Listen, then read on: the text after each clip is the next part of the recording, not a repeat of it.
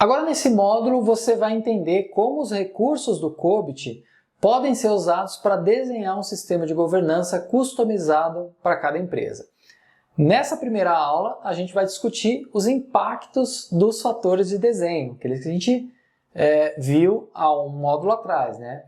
Os fatores de desenho, eles podem impactar, ou em outras palavras, influenciar na customização de um sistema de governança, de três maneiras. São três tipos de impactos que a gente pode ter aqui com relação aos fatores de desenho. O primeiro impacto é a priorização dos objetivos de gerenciamento e os targets, né, as metas de níveis de capacidade. Um outro impacto são as variações de componentes. E um último impacto são as áreas de foco específicas. A gente vai analisar aqui o impacto de cada um deles. Bom, o primeiro impacto, prioridades dos objetivos de gerenciamento e targets de níveis de capacidade. O COBIT tem 40 objetivos de governança e gerenciamento, e não existe nenhum tipo de priorização nativa sobre esses objetivos, tá? Cabe a cada organização determinar quais objetivos são os mais importantes. E os fatores de desenho, na medida que eles vão sendo definidos, naturalmente vão tornar alguns objetivos mais importantes do que outros. E quanto maior a importância do objetivo, mais altos vão ser os níveis de capacidade que vão ser esperados para esses objetivos priorizados. Então, só para a gente pegar um exemplo rápido aqui, né? Se você tem uma instituição financeira lá que tem uma aversão maior ao risco, até por conta da natureza desse negócio, consequentemente você vai ter uma priorização de objetivos de gerenciamento mais ligados à gestão de riscos e de segurança, né? Como é o caso dos objetivos EDM03, otimização de riscos assegurada, o APO12, riscos gerenciados, o APO13, segurança gerenciada, e o DSS5, serviços de segurança gerenciados. Esses vão se tornar alguns dos objetivos mais importantes para o sistema de governança, né, dessa empresa. E como consequência, esses objetivos também vão ter como alvo um nível de capacidade mais alto. Então esse é um dos chamados impactos dos fatores de sucesso. O próximo impacto são as variações de componentes. Os componentes que, inclusive a título de curiosidade, eu lembrei de comentar isso agora, eles eram chamados de habilitadores na versão anterior do COBIT. Talvez isso facilite aí o seu entendimento. Então os componentes eles são necessários para atingir os objetivos de governança e gerenciamento. Lembrando aqui que são 7 componentes que o COBIT define, né, que a gente já viu aqui ao longo do curso.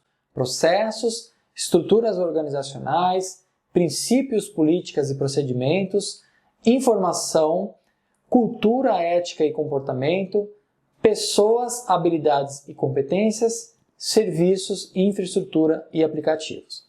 E de que forma que o impacto dos fatores de desenho nos componentes pode acontecer?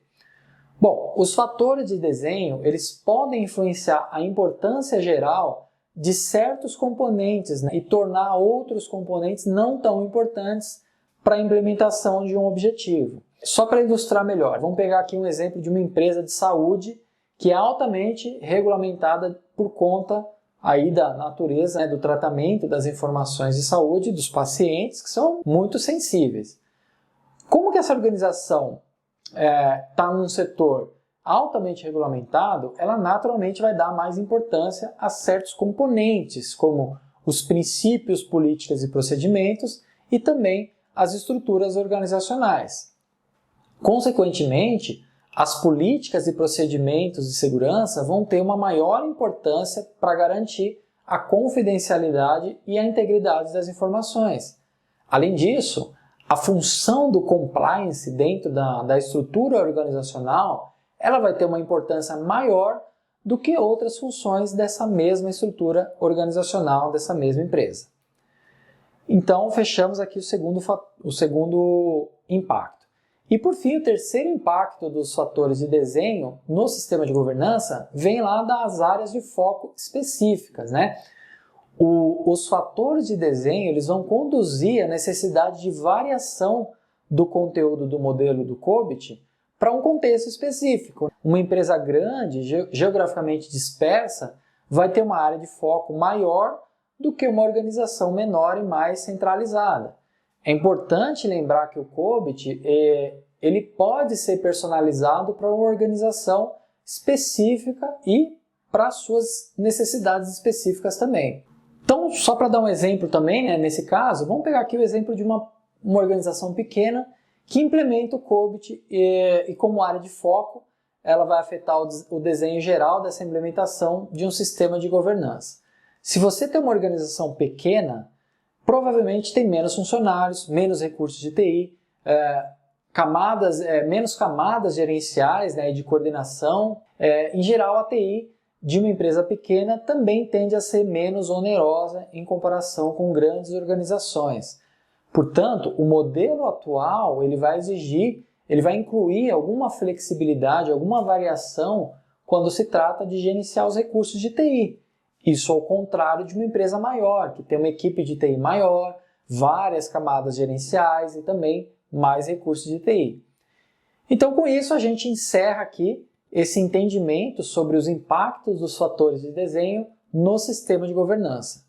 E aí, na próxima aula, a gente fala sobre os estágios e os passos no processo de desenho de um sistema de governança. Então, continua aí.